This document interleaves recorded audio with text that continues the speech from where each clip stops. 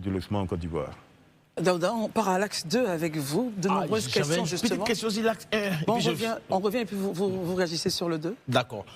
Très rapidement, lors de la dernière saison des pluies, monsieur le ministre, les habitants de la cité Concorde ont été priés de déguerpir, menacés par un ravin et autres. Moi, ce que je veux savoir concrètement, c'est de savoir est-ce que le logement social est-il devenu un piège à ciel ouvert? Bien, quand vous choisissez ces lieux, qu'est-ce qui se passe? Parce qu'on s'est dit que peut-être un individu lambda, oui, lui choisit un lieu, c'est bizarre. Mais bon, le ministère choisit un lieu, et les gens sont obligés de déguerpir. Aujourd'hui, qu'est-ce qui est fait pour ces personnes-là, où ils sont? Qu'est-ce qui a été fait pour eux? Votre mot est attendu sur le sujet, monsieur le ministre. Non, nous sommes premièrement très fortement solidaires aux personnes qui sont concernées. Mais je pense qu'il ne faut pas exagérer. Aujourd'hui, il y a plus de 40 000 logements sociaux qui existent. Sans sous-estimer, sans minimiser le cas de Concorde.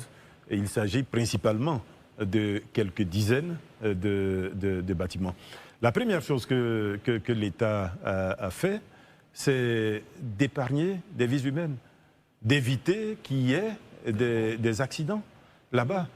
Donc pour cela, nous avons amené ces personnes-là. Je peux dire que le projet est principalement conduit par le ministère en charge de l'assainissement, mais nous l'accompagnons dans ces mesures qui ont été prises de premièrement protection de la vie des personnes concernées, et puis ensuite nous sommes en réflexion avec le ministère et des acteurs, avec le ministère de l'assainissement dont je parlais tout à l'heure et de certains acteurs, nous sommes en réflexion sur ce qu'il faudrait pour sauver cette fois le site. Sauver cette fois le site ou trouver des solutions d'accompagnement des personnes qui sont concernées.